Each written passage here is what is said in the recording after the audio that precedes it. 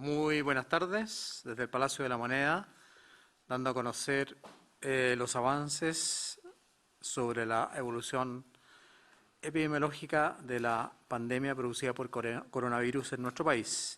Agradezco, como siempre, a los equipos comunicacionales, tanto del Ministerio de Salud como de la Moneda, que están presentes aquí.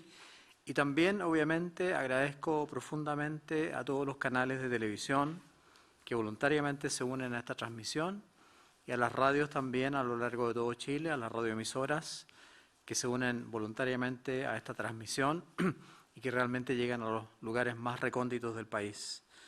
Observamos a nivel mundial diferentes señales y mensajes en torno a cómo las autoridades de gobierno y expertos analizan y toman medidas por el impacto que está teniendo la variante Omicron en esta pandemia. Ayer, la directora del CDC de Atlanta, el Centro para Disease Control, Control de Enfermedades de Estados Unidos, señaló que aún es pronto para cambiar las instrucciones en el uso de las mascarillas, indicando que por ahora no es el momento de cambiar estas recomendaciones o relajar las restricciones destinadas a prevenir el COVID-19. ¿Por qué digo esto? Porque varios países de Europa, al revés de lo que dice el CDC de Atlanta, especialmente están comenzando a levantar algunas restricciones por parte de ministerios de salud o incluso primeros ministros en relación a la pandemia producida por el COVID-19. El primer ministro del Reino Unido señaló ayer el fin anticipado de todas las restricciones por coronavirus en Inglaterra, incluyendo el requisito legal de autoaislamiento para los casos positivos de COVID-19. Aquí en Chile hemos comunicado y seguiremos comunicando sobre lo fundamental que es el uso de la mascarilla para prevenir la posibilidad de contagio. Lo hemos hecho durante toda la pandemia. Tampoco hemos dado ninguna señal de dejar de exigir su uso. Todo lo contrario, vamos a seguir aconsejando y controlando el uso de la mascarilla. Hemos fortalecido además las medidas sanitarias. Hemos desplegado una gran red de testeo y vacunación a lo largo de todo Chile. El testeo lo hemos aumentado de 70.000 o 80.000 test diarios a más de 130.000 test diarios y han sido entregados estos elementos para hacer los test a todos los municipios de Chile. Además, hemos reforzado el concepto de que se debe exigir y usar el pase de movilidad, acercando la obtención de este pase a elementos tecnológicos e incluso se puede obtener el pase de movilidad solo con escanear el código QR del carné de identidad. El impacto de la variante Omicron ha sido tremendo en todo el mundo. Hay una enorme cantidad de casos nuevos y esto hace que todos los sistemas hospitalarios a nivel mundial se resientan y reciban una carga mayor de pacientes. Nosotros en la segunda ola tuvimos como máximo un día 9.000 y tantos pacientes. Ahora hemos llegado a tener más de 37.000 pacientes por día. En su mayoría, desgraciadamente, las personas que ingresan al hospital o ingresan a los cuidados intensivos es gente que no ha recibido ninguna vacuna contra el COVID-19, pudiendo haberlo hecho, sobre todo en nuestro país, y personas que a pesar de recibir su primera dosis no se han acercado a completar la segunda dosis y por lo tanto tampoco han recibido su dosis de refuerzo. Esta nueva etapa de la pandemia, con más experiencia, con más conocimiento y más herramientas, como lo son precisamente las vacunas, nos permite tener más certezas basadas en la evidencia científica sobre el comportamiento de este virus, sobre el comportamiento de esta enfermedad en las personas vacunadas y también en las personas que no han recibido la vacunación. Veamos algunas certezas para graficar mejor el real impacto del ingreso a UCI en Chile actualmente según el estado de vacunación de las personas. De acuerdo a nuestro informe epidemiológico número 27 de incidencia y gravedad de los casos COVID según antecedente de vacunación en Chile, publicado el 9 de febrero del 2022 por el Ministerio de Salud, ayer miércoles, y también en nuestro sitio web y también en redes sociales, la tasa de mortalidad fue de 2,6 fallecidos por 100.000 habitantes en el grupo sin protección o con protección incompleta. En cambio, la tasa de mortalidad en el grupo con protección completa es de 2,0 por 100.000 habitantes. Y más aún, aquellos pacientes que han recibido las dosis completas, las 2 primeras dosis, más las dosis de refuerzo, después de 14 días, la tasa de mortalidad baja a 0,6 por 100.000 habitantes. Es decir, una baja muy significativa cuando uno tiene sus 2 dosis más el refuerzo. Entre el 30 de enero y el 5 de febrero, como podemos observar en la siguiente gráfica, la incidencia de casos ingresados a UCI en el rango de 31 a 40 años fue de 4,5 casos por 100.000 habitantes para quienes estaban sin protección o con protección incompleta. En el caso de aquellos que sí contaban con un esquema de vacunación completo, fue de 1,3 casos por 100.000 habitantes. Y para aquellos que contaban además con la dosis de refuerzo, después de 14 días, fue de solo 0,3 casos por 100.000 habitantes. Esto en referencia a los que ingresan a UCI y en el grupo etario de 31 a 40 años de edad. En el grupo de 41 a 50, sin protección completa, ingresan 6,1 por 100.000, 1,6 con protección completa y solo 0,4 quienes tienen dosis de refuerzo más, obviamente, la vacunación completa. También una diferencia muy significativa.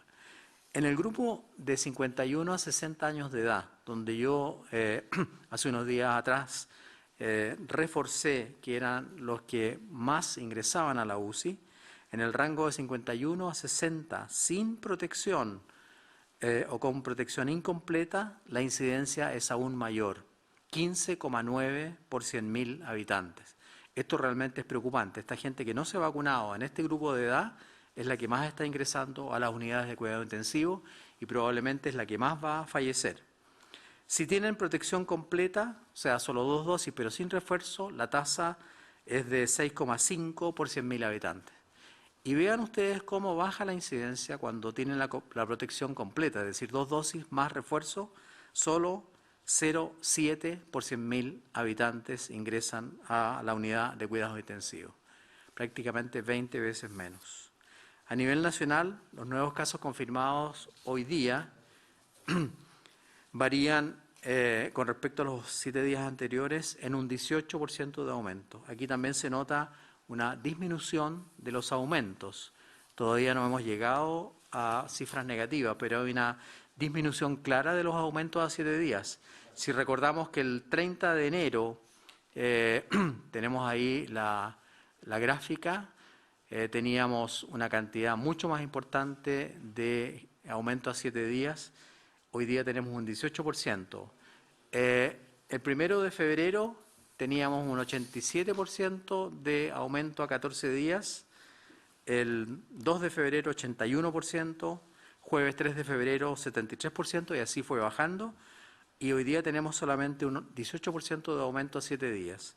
Si comparamos las cifras a 14 días también, el martes 1 de febrero tuvimos un 233% de aumento a 14 días. Imagínense lo que significa eso. Y ha ido bajando progresivamente. El lunes 7 de febrero un 183%, que igual es una cifra enorme. Y hoy, afortunadamente, ya estamos en un 140% de aumento a 14 días. Es decir, el aumento a 7 días y a 14 días ha ido disminuyendo. No significa que la pandemia ha sido derrotada, no significa que el virus se ha ido, todo lo contrario, sigue presente, pero esto es una luz de esperanza en el sentido de que sí está disminuyendo el aumento de los casos. Seguimos trabajando arduamente para dar respuesta a las necesidades de atención hospitalaria, también ante el mayor requerimiento de camas UCI. Ayer, el subsecretario de Redes Asistenciales, subrogante, emitió una resolución exenta que instruye a los prestadores cerrados de alta complejidad, tanto públicos como privados, para aumentar la disponibilidad de camas en todas las unidades de cuidados intensivos a lo largo de todo el país. Además, se preparó una tabla para que cada región sepa cuál es el aumento porcentual de camas que tiene que llevar a cabo en un proceso que obviamente requiere algunos días. Además, estamos en pleno proceso de vacunación con la cuarta dosis para la población de 55 años y más que hayan recibido su dosis de refuerzo hasta el 15 de agosto. Nuestro llamado nuevamente es acercarse a recibir su dosis correspondiente. Quiero entregar hoy día también los calendarios de las próximas semanas con respecto a la cuarta dosis. Desde el lunes 14 de febrero recibirán cuarta dosis personas de 55 años o más que hayan recibido su dosis de refuerzo ahora hasta el 22 de agosto del año 2021. A partir del lunes 21 de febrero, no importa que no se lo aprendan, pero yo quiero anunciar que está todo preparado para seguir colocando la cuarta dosis y tenemos las vacunas suficientes. La cuarta dosis se aplicará a 55 años o más para aquellos que se hayan vacunado hasta el 29 de agosto, toda la semana entre el 21 y el 27. A partir del lunes 28, 55 años o más también, para todos aquellos que se hayan vacunado hasta el 5 de septiembre del 2021. Y después, a partir del 7 de marzo, ya ampliamos ampliamente la gama de edades y van a recibir la cuarta dosis todas aquellas personas que tengan 18 años o más y que hayan recibido su refuerzo hasta el 12 de septiembre. Es decir, a partir del lunes 7 de marzo se abre el abanico para todos aquellos que tengan 18 años y más y que hayan recibido su refuerzo hasta el 12 de septiembre. ¿Por qué? Porque nosotros continuamos trabajando. No hemos abandonado a nadie, ni a personas, ni a comunas, ni a regiones. Lo del abandono no existe en este ministerio. Vamos a seguir trabajando hasta el último día. Así que ojalá que la gente entienda que tiene que seguirse vacunando, que tiene que seguirse controlando. Y justamente hoy día jueves, para reforzar esto, hemos seguido recibiendo vacunas. Nuestro país recibió un nuevo embarque de vacunas Pfizer-BioNTech, 308.000 dosis. Con esto ya completamos más de 20 millones de vacunas Pfizer. Recuerdo que al comienzo se nos criticaba porque solamente colocábamos una vacuna. Tenemos un amplio abanico de posibilidades de vacuna. El desglose de este embarque es de 230.000 dosis para mayores de 18 años y 78.000 dosis especiales para niños. Con este cargamento, Chile supera los 51.800.000 vacunas contra COVID-19 ingresadas a Chile durante esta pandemia. No puedo dejar de referirme, para terminar ya, a las lamentables imágenes que hemos visto de gente que, obviando la grave situación actual, no siendo capaces de empatizar con sus compatriotas y sobre todo con los miles de funcionarios de salud que se han dedicado en cuerpo y alma a combatir la pandemia, muy por el contrario, realizan fiestas, celebraciones, poniendo en peligro su salud y también la salud de quienes los rodean, sin usar ninguna protección, sin usar ningún distanciamiento, bebiendo alcohol y además en situaciones que ponen en riesgo su salud física inmediata por el lugar donde se han hecho estas fiestas. No es lo que necesitamos, obviamente, para salir adelante de esta crisis sanitaria. A continuación, la subsecretaria María Teresa Valenzuela se referirá a la situación de alta demanda de exámenes diagnósticos en la última jornada. Y aquí quiero reforzar el trabajo que ha hecho la subsecretaria María Teresa Valenzuela, en cuerpo y alma dedicada a conseguir la mayor cantidad de exámenes de PCR y de antígeno. No hemos abandonado a las comunas, eso no es verdad. No hemos abandonado el manejo de la pandemia, eso no es verdad. No vamos a abandonar a Chile ni a nuestros pacientes. Eso es un fake news que están tratando de mantener en el aire y no es verdad. No hemos abandonado a nadie. No es lógico que un equipo de salud, un profesional de la salud, abandone a los pacientes. Doctora María Teresa Valenzuela. Muchas gracias, ministro. Buenas tardes a todos. Hoy me gustaría transmitirle tranquilidad a la ciudadanía y asegurarle que desde el Gobierno y el Ministerio de Salud seguimos trabajando arduamente para combatir la pandemia, disminuir los casos y atender a todos quienes presenten síntomas y lo seguiremos haciendo hasta el último día. De ningún modo se está delegando la responsabilidad a las personas enfermas, como hemos escuchado. No obstante, tenemos que entender que es fundamental que todos seamos conscientes del alcance de este virus y de la velocidad con la cual se propaga para poder adoptar las medidas preventivas necesarias. Sobre todo en este nuevo escenario en que la variante Omicron nos ha azotado tan rápidamente. De esta pandemia hemos aprendido mucho. Y una de las cosas que sabemos es que la situación epidemiológica es variable e incierta, por lo que como autoridades debemos estar preparados y evaluar constantemente las estrategias para adaptarlas al contexto actual. Debemos tener la capacidad de adaptarnos a los cambios, tomar nuevas determinaciones y poner en práctica nuevas acciones y políticas para poder responder a estas necesidades sanitarias reales. Precisamente por ello elaboramos este plan de manejo de coronavirus en Chile frente a la nueva variante Omicron, que entró en vigencia el 20 de enero y que se aplicó de manera preventiva ante la presencia de esta nueva variante que llegó a nuestro país y que sabíamos su alta contagiosidad debido al impacto que ha generado en el mundo entero. Es muy importante detenernos en este punto. Las altas cifras de casos, la alta demanda de exámenes diagnósticos y el aumento en la ocupación de camas no es una situación aislada que solo se presenta en Chile, sino se ha presentado en el mundo entero. El mundo entero se ha visto afectado. Las últimas semanas se han diagnosticado en promedio 3 millones de casos diarios en el mundo, lo que significa una alta demanda a nivel mundial de test, tanto de antígenos como PCR, provocando dificultades a nivel mundial para la obtención y abastecimiento de estos en todos los países. En Chile, todos somos testigos de que el requerimiento de testeo ha incrementado explosivamente, aumentando al doble el análisis de muestras en solo un mes, manteniendo al sistema trabajando a toda su capacidad. Quiero contarles el incremento de exámenes que hemos tenido estas últimas semanas. El 10 de enero de este año se realizaron 66.950 exámenes diagnósticos entre PCR y antígeno, mientras que hoy, 10 de febrero, informamos prácticamente 130.000 test en total, lo que equivale a un 93.6% y otros días incluso más que ese porcentaje. Cifras por las cuales comprendemos y agradecemos a todos los laboratorios, sus funcionarios, al personal de salud de la atención primaria, los servicios, las Ceremis, que han logrado responder a las necesidades gracias a su esfuerzo y compromiso.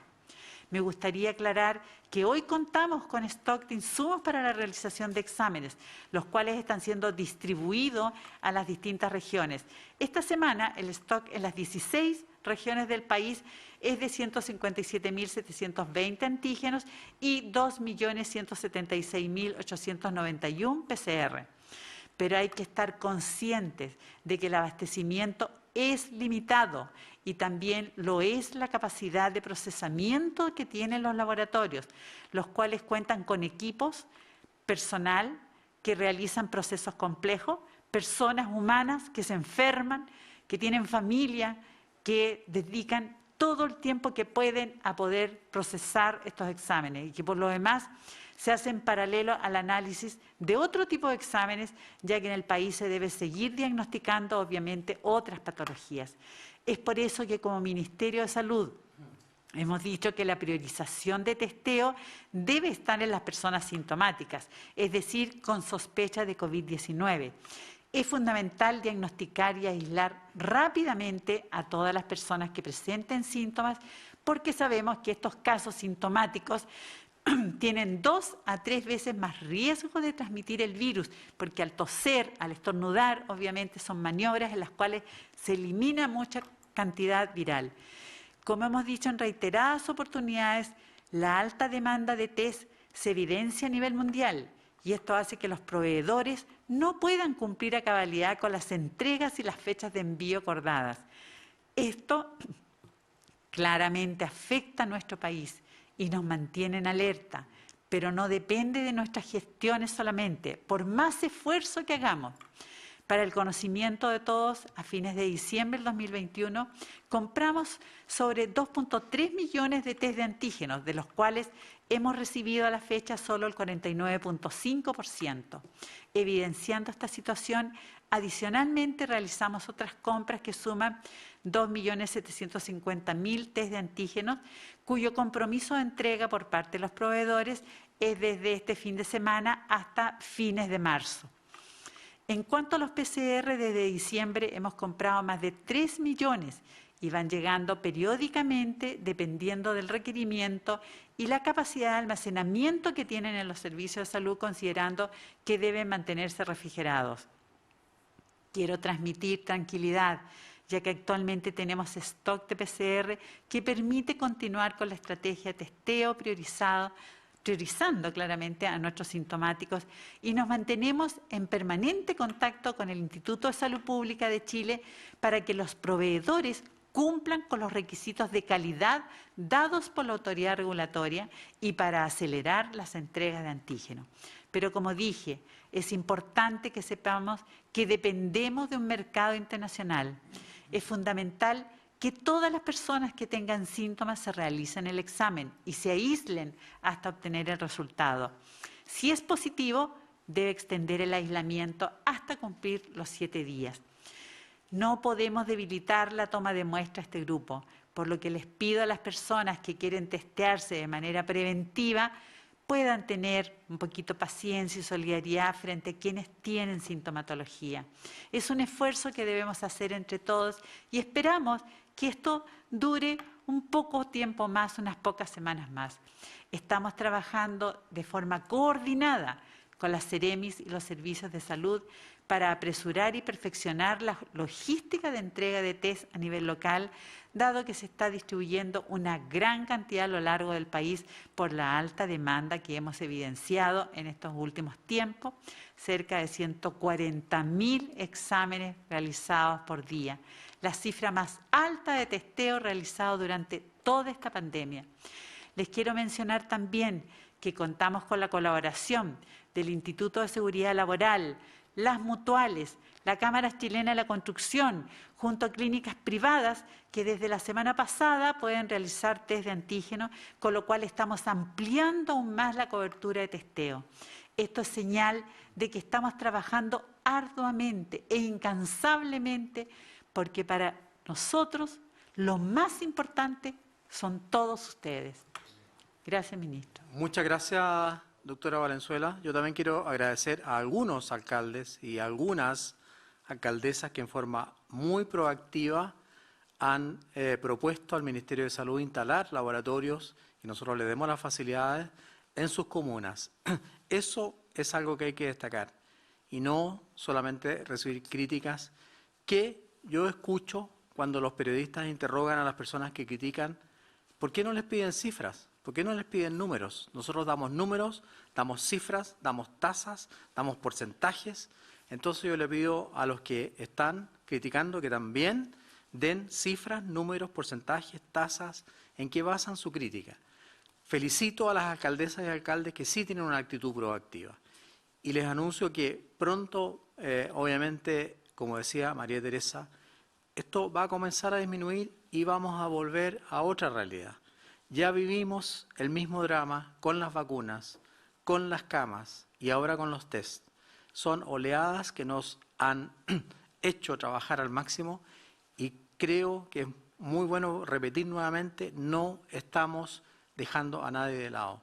No hemos abandonado el manejo de la pandemia como se quiere hacer saber y se repite permanentemente por muchas personas como si hubiese una estrategia aquí coordinada, usar esa palabra para dañar el exitoso trabajo que ha hecho el Ministerio de Salud, y no el Ministerio, sus funcionarios. Quiero darle la palabra al doctor, iba a decir, al subsecretario subrogante, doctor Nicolás Duhalde, para que nos dé los anuncios sobre los cambios del paso a paso. Muchas gracias, ministro. A continuación daremos a conocer los avances y retrocesos en el día de hoy. Es importante recordar que las modificaciones del plan paso a paso son a partir del sábado 12 de febrero a las 5 de la mañana. Retroceden a transición en la región del Maule, Peyúgue, Talca, Pelarco y Colbún. En la región del Ñuble retroceden Bulnes y Yungay. En la región del Biobío, las comunas de Tucapel, Tomé, Concepción, Los Ángeles, Hualpén, Chiguayante, Talcahuano, Penco, Hualqui y San Pedro de la Paz. En la región de la Araucanía, las comunas de Ranaico, Angol, Chonchol, Lonquimay, Coyipulli y Tolten. En la región de los ríos, las comunas de Mafil, Panguipulli y Corral. Es decir, ministro, 25 comunas retroceden de fase este sábado a partir de las 5 de la mañana. Muchas gracias, subsecretario Duhalde. A continuación vamos a escuchar las preguntas de los profesionales de la prensa. Primera pregunta, por favor. ¿Cómo está, ministro, subsecretario? Muy buenas tardes. Buenas tardes. ¿Qué entienden ustedes por quiebre de stock? Porque eso es lo que acusan o siguen acusando y denunciando los alcaldes. Ustedes se hicieron cargo de cada uno de los reclamos, dicen se ha aumentado la capacidad de testear y por eso quería saber qué entienden ustedes por quiebre de stock, porque si las comunas siguen reclamando, uno también puede recorrer farmacias donde no hay antígeno o cuesta mucho encontrarlo y también en los centros médicos cuesta mucho encontrar una hora para hacerse PCR. Si es que es ahí la diferencia o simplemente ustedes creen que los alcaldes están utilizando esto políticamente. No, voy a contestar esa parte política. No están utilizando políticamente esto. Y no es verdad que no los escuchemos, porque tuvimos una reunión con los alcaldes, más de 192 alcaldes, un largo Zoom de más de 2 horas de duración, donde ambos subsecretarios y el ministro los escuchamos. Y obviamente que estamos haciendo todos los esfuerzos por dar respuesta a sus peticiones y que espero que sea esa respuesta la próxima semana, pero lo hemos escuchado. Y como yo le decía, yo respondo a todos los WhatsApp, todos los mensajes de los alcaldes y agradezco a aquellos alcaldes que sí hacen propuestas propositivas, propuestas positivas. Así que no es verdad que no lo hemos escuchado. El mismo día que estábamos haciendo el Zoom, un chat paralelo, que nosotros obviamente recibimos la información, lo único que decían, les vamos a hacer la vida imposible, no los vamos a dejar continuar, no los vamos a dejar trabajar. Entonces eso es inaceptable porque ya lo he dicho hasta el cansancio. La salud es un problema de Estado. Aquí no deberían haber partidos políticos ni diferencias políticas. Hay matices, sí, obviamente, de cómo manejar la pandemia, pero aquí en salud debemos estar todos juntos luchando por un mismo fin que son los pacientes de Chile. Le voy a dar la palabra a la doctora Valenzuela, que es la que está trabajando arduamente, como ya dije, en este tema de los exámenes de laboratorio. Gracias, ministro. Bueno, como mencioné anteriormente, hoy contamos con stock de PCR, lo que estamos distribuyendo constantemente a las distintas regiones. Sin embargo, existe un quiebre de stock a nivel mundial de antígeno. A pesar de ello, hemos distribuido en nuestra red recientemente 157.720 test y hoy recibiremos 249.600 que ya hemos adquirido. Sin embargo, hay que estar consciente de que el abastecimiento es limitado, así como también la capacidad de procesamiento que tienen los laboratorios, los cuales cuentan con equipos, personal, que realizan procesos complejos, que toman tiempo. Hay que reconocer que nuestro país ha duplicado la cantidad de exámenes en el último mes. Ministerio de Salud hemos hecho una priorización de testeo que debe estar en las personas sintomáticas, es decir, con sospecha de COVID-19. Es fundamental diagnosticar y aislar rápidamente a todas las personas que presenten síntomas para poder cortar esta cadena de contagio. Quiero señalar que ante esta creciente demanda de testeo estamos trabajando arduamente. Todos los días, incluso los fines de semana. Nosotros no tenemos sábados, domingos, en coordinación con los servicios de salud, con los CEREMIS de salud, para poder dar respuesta a las necesidades que está teniendo la población, para adquirir los test, para poderlos distribuir, que de los lugares de servicio de salud y de las CEREMIS lleguen hacia el nivel local, ¿no es cierto?, oportunamente estos insumos. Así que, por lo tanto, muy preocupado por responder las necesidades de nuestra población. Subsecretaria, y dado este escenario, ¿podemos estar hablando de que las cifras que se entregan a diario es un subreporte de la realidad país debido a que hay gente que a lo mejor no puede testearse y está contagiada?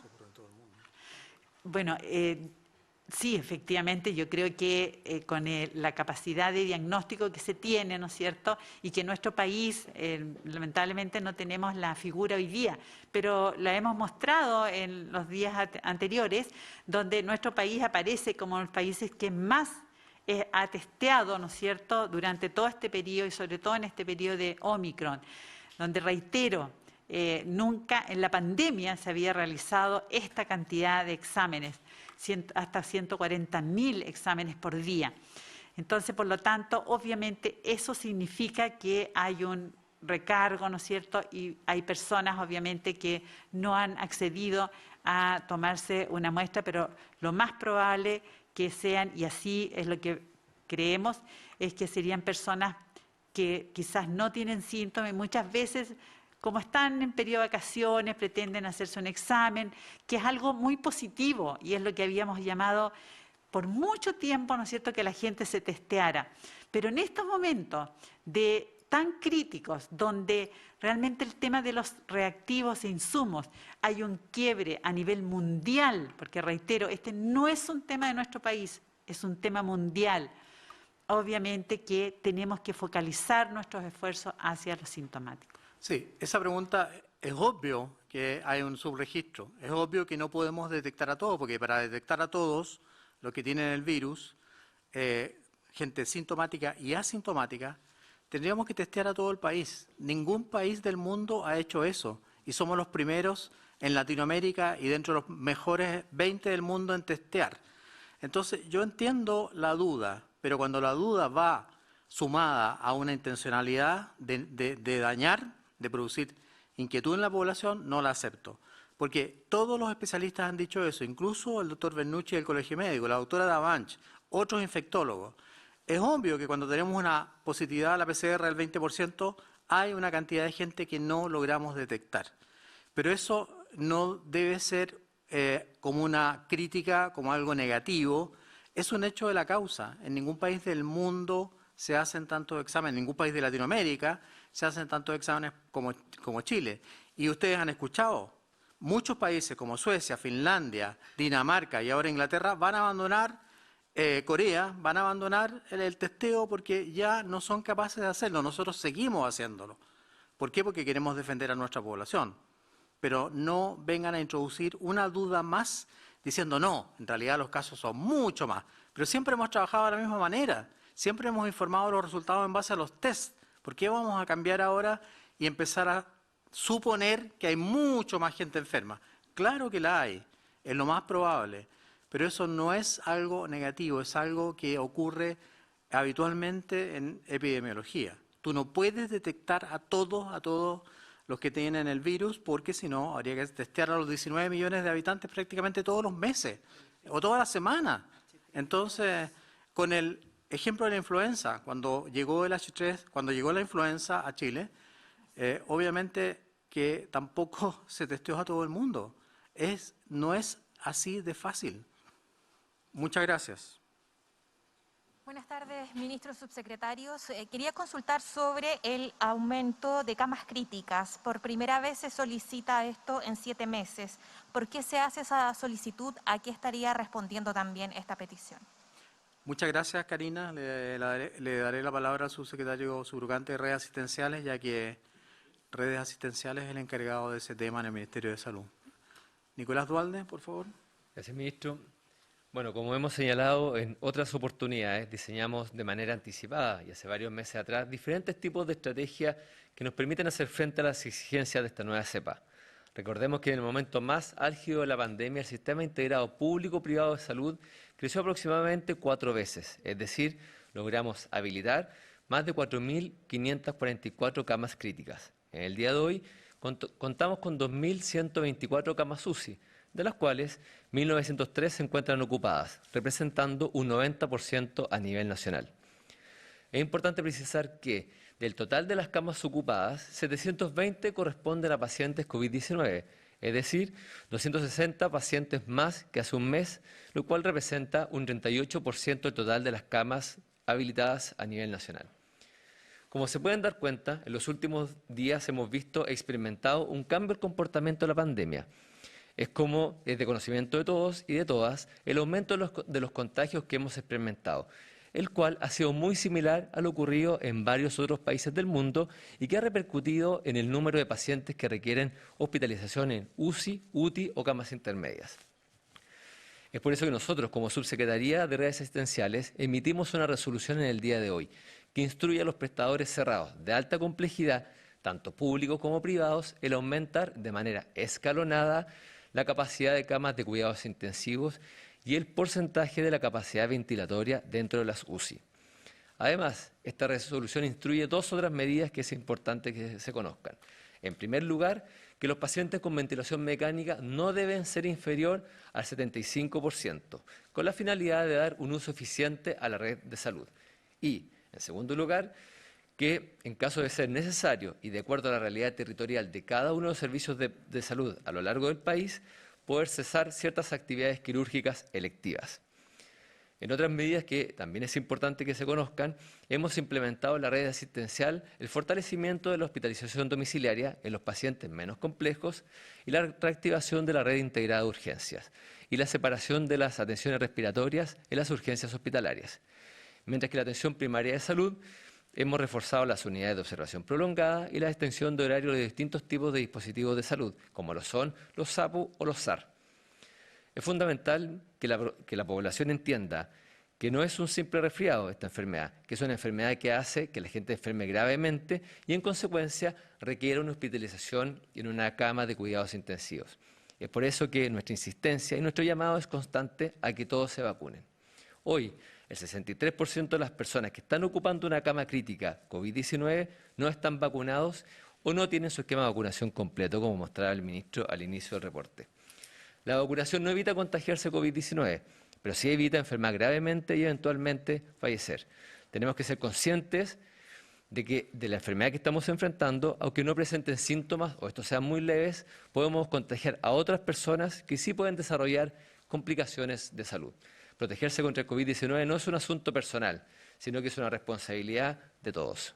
Muchas gracias, ministro. Muchas gracias, subsecretario. Siguiente pregunta, por favor. Autoridades, buenas tardes. Sebastián Velázquez, Radio ADN por acá. Dos preguntas. La primera, respecto al plan de invierno, ¿hay ya resolución, hay decisión ya respecto a adelantarlo? Y de ser así, ¿cuándo comenzaría, por ejemplo, la vacunación contra la influenza? Y la otra es sobre esta llamada gripalización del COVID-19, es decir, seguir los ejemplos internacionales y relajar las medidas. Ya la subsecretaria reconoció esta semana que esto acá es inaplicable. Mi pregunta entonces es, la estrategia acá es avanzar en 0 muertes por COVID, llegar a las 0 hospitalizaciones a causa del virus. ¿Cómo se debería proyectar la estrategia contra la pandemia hacia adelante? Bueno, es una pregunta realmente muy interesante. Nosotros no estamos por la gripalización o por llamar a esta pandemia como un resfrío común, todo lo contrario, lo acaba de decir el subsecretario. La gente que no se vacuna ya está demostrado claramente que es la gente que muere o que ingresa a las unidades de cuidado intensivo y tiene que estar ventilada 20, 30, 14 días, en fin. Y sufre mucho él y la familia. Por lo tanto, aquí la solución es vacunar. Nosotros no vamos a relajar por el momento las medidas sanitarias que hemos venido transmitiendo durante toda la pandemia. No estamos de acuerdo con, como dice usted, como dice la OMS en realidad, gripalizar o otros países llamar esto un resfrío. No es así. Este resfrío mata y eso hay que tenerlo muy presente. Obviamente que tampoco estamos, y nunca lo hemos dicho, que nuestra meta es llegar a 0 coronavirus. Nunca estuvimos de acuerdo con eso. Todo lo contrario, combatimos esa premisa. Es muy difícil llegar a tener 0 pacientes coronavirus en la UCI. Es muy difícil tener 0 muertos por coronavirus. El coronavirus va a seguir circulando y ya circulaba mucho antes. Por lo tanto, siempre vamos a tener pacientes infectados. ¿Por qué? Porque siempre va a haber gente que no se quiere vacunar. Y más aún, nosotros pensamos que hay que actuar solidariamente a nivel latinoamericano y mundial. Mientras Latinoamérica no tenga una tasa de vacunación homogénea de sobre el 75%, mientras el mundo no tenga una tasa de vacunación homogénea por sobre el 75%, en el mundo completo, como lo ha dicho la OMS, van a seguir apareciendo nuevos casos, nuevas cepas, más contagiosas probablemente. ¿Por qué? Porque el virus ya está extendido en todo el mundo, por eso es una pandemia. Por lo tanto, no apuntamos ni hemos apuntado nunca a llegar a un sistema cero. Recuérdese que países como Australia o Nueva Zelanda, que apuntaron a cero coronavirus, estrategia cero, fracasaron rotundamente y tuvieron que comenzar a vacunar, igual que nosotros. Por lo tanto, la estrategia es mixta, medidas sanitarias y vacunación. Y las medidas sanitarias ustedes ya las conocen. Y la vacunación, obviamente que la gente tiene que vacunarse. Con respecto a la pregunta relacionada con el plan de invierno o la campaña de invierno, la verdad es que la campaña de invierno se aplica a lo largo de todo Chile en forma diferenciada dependiendo de las regiones. Es decir, hay una estrategia que tiene pertinencia territorial. Y cada servicio de salud nos pide, obviamente, o le pedimos a ellos que elaboren la estrategia, que ya está, obviamente, en marcha, para que nosotros entreguemos los recursos. ¿Qué es lo que quisimos decir? Que vamos a adelantar los recursos. Después de la reunión que tuvimos con los alcaldes, vamos a adelantar recursos para la campaña de invierno. Y además, este lunes tenemos una reunión con el PNI y con los subsecretarios para ya lanzar o planificar el lanzamiento, que ya está todo listo, de la vacunación contra influenza. Pero tampoco queremos recargar el sistema de atención primaria colocando tantas vacunas a la vez. Hay dos cosas importantes.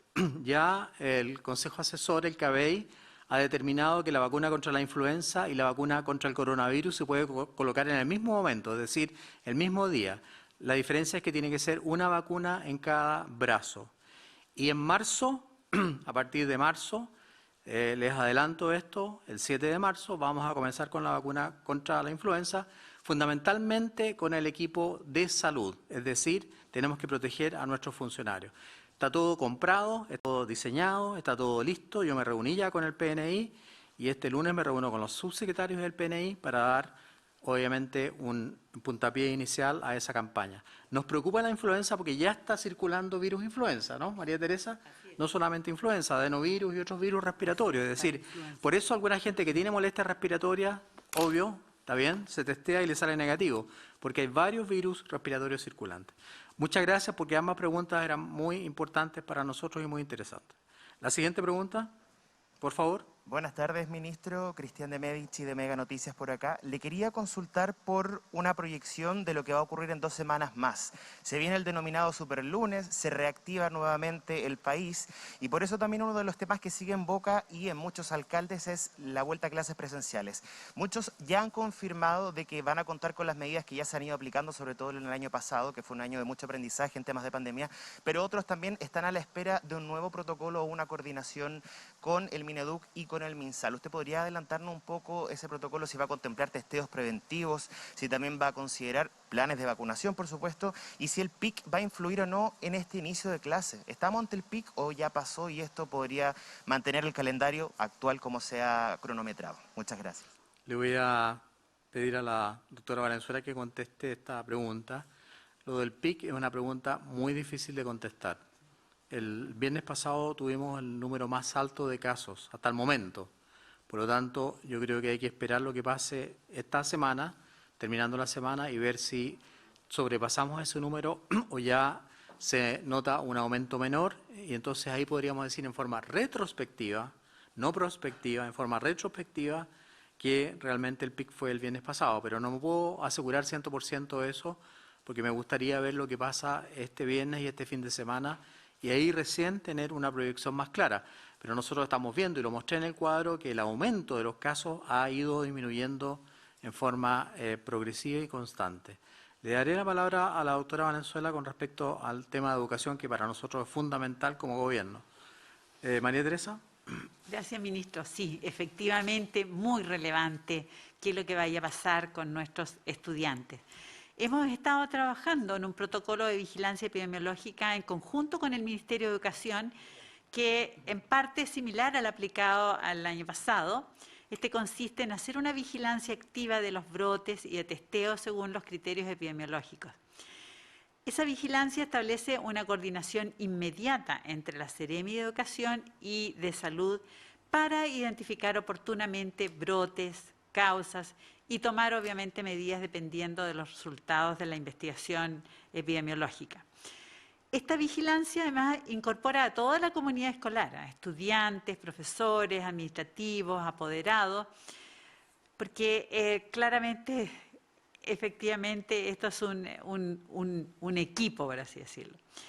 Una vez que este protocolo esté ya aprobado por parte del Ministerio de Educación y por parte del Ministerio de Salud, se dará a conocer en los próximos días y ahí comenzará a ser distribuido, obviamente, a los establecimientos educacionales. Respecto de la alianza público-privada para dar soporte a la capacidad de testeo, siempre ha existido en general durante la pandemia y en la medida que se necesita, en este caso en particular, se puede aplicar. Y siempre hay mucha ganancia cuando hay una interacción entre lo público y lo privado y la experiencia de unos con otros. Cabe destacar que, a diferencia del año pasado, este año tenemos una alta población de escolares, profesores y administrativos vacunados, lo que nos pone frente a una situación distinta y de mayor protección de nuestros niños y niñas. Hasta hoy tenemos una cobertura de 82% en menores de 6 a 11 años y de 95% en el grupo de 12 a 17 años. Este último, entonces, por lo tanto, tiene que ser una muy buena noticia, digamos, que vamos a recibir a nuestros estudiantes de mejor forma, más protegidos. Así que, por lo tanto, trabajo en proceso, a punto de llegar a acuerdos y obviamente que todo ello tendrá que ser dialogado posteriormente con quienes asuman la próxima responsabilidad, ¿no es cierto?, de estos ministerios. Gracias. Muchas gracias, doctora Valenzuela. ¿Hay una pregunta más? Sí. Ministro, subsecretario y subsecretaria, muy buenas tardes. Preguntarle por los conciertos, los eventos culturales. Muchos han sido suspendidos en este contexto de la variante Omicron y la Sociedad Chilena del Derecho de Autor ha criticado que no se suspenda con la misma vehemencia, por ejemplo, algunos partidos de fútbol, algunos eventos deportivos. Ellos pidieron una reunión con usted, ministro. Primero, ¿los va a recibir usted? Otra cosa es que la SCD y también la U de Chile han hecho ensayos clínicos para retomar los conciertos. Han hecho 2 ensayos clínicos particularmente en los cuales no han resultado ninguno de sus asistentes contagiados. Ahora, claro, fue en un contexto diferente de no tan alto número de contagios. ¿Se consideran esos datos? ¿Nos sirven? ¿Qué espacio tienen en la toma de decisiones? ¿Cuál es su nombre? Perdón. Mariano Reyes, de Radio Cooperativa. ¿María? ¿Mario? ¿Ah? Mariano Reyes, Mariano. de Radio Cooperativa. No, Mariano, me gusta mucho su pregunta. La verdad es que yo lo he recibido. Recibí al grupo que hizo el ensayo con la Chile.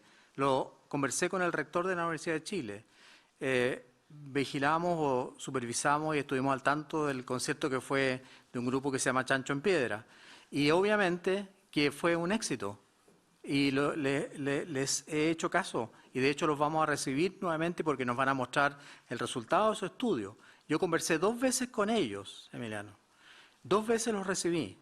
Y felicito la forma en cómo lo hicieron, porque ellos hicieron una especie de ensayo, en realidad clínico, muy bien hecho, para demostrar que usando el pase de movilidad, haciendo el distanciamiento, respetando las normas sanitarias, dentro de un teatro con un aforo determinado, no se contagió nadie, como dijo usted, porque se hicieron test antes y después del concierto.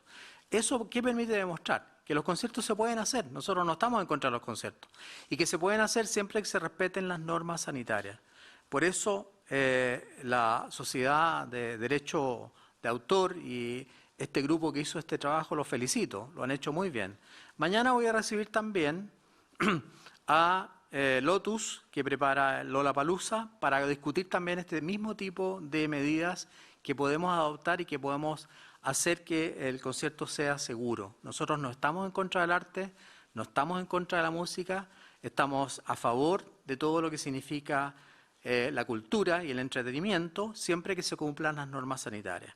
Y como le repito, el rector de la Chile fue el primero que me habló de este proyecto, lo recibí 2 veces, fue muy buena la reunión y realmente el estudio es prácticamente un estudio clínico, porque además colaboró el Hospital Clínico de la Universidad de Chile con el tema de los exámenes.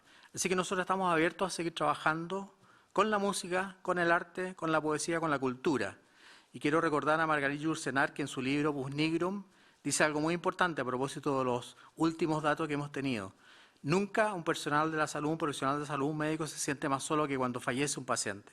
Por lo tanto, para nosotros tampoco es algo que no nos mueva, que no nos afecte, que no nos duela los enfermos y la pandemia y los fallecimientos. Por eso me ha dolido muchísimo que un grupo de personas, tratando de introducir un concepto, quieran decir que hemos abandonado el manejo de la pandemia. No es así. Eso lo descarto terminantemente y lo digo ya, creo, hoy día en esta conferencia casi por tercera vez. Ministro, Muchas pero, gracias. Sí. Si bien se valora entonces que este ensayo es clínico, los conciertos son los primeros en suspenderse y eso es también parte de la crítica que levantan varios músicos nacionales, la Sociedad Chilena de Autores. ¿Cómo se está trabajando? ¿Hay protocolos dentro del MinSal? ¿Hay un trabajo respecto a estos eventos más culturales que son los primeros en suspenderse? Le insisto. No, lo que pasa es que no se suspenden fundamentalmente por el aforo. Se suspenden cuando cambian las comunas de fase, en el paso a paso. No es que se suspendan específicamente los conciertos, ni las obras artísticas.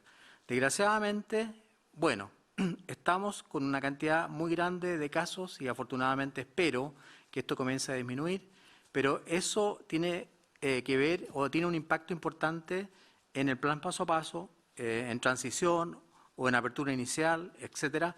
Hay aforos diferentes. Entonces, la suspensión es por el cambio de aforo, no porque nosotros no querramos escuchar música, ni asistir al teatro, ni favorecer las actividades artísticas que son fundamentales para el alma y el espíritu de las personas. Muchas gracias. Damos por terminada la conferencia de prensa. Que tengan un muy buen jueves y un excelente fin de semana. Gracias a los canales, gracias a las radios, gracias al equipo comunicacional de La Moneda y del MinSal. Buenas tardes.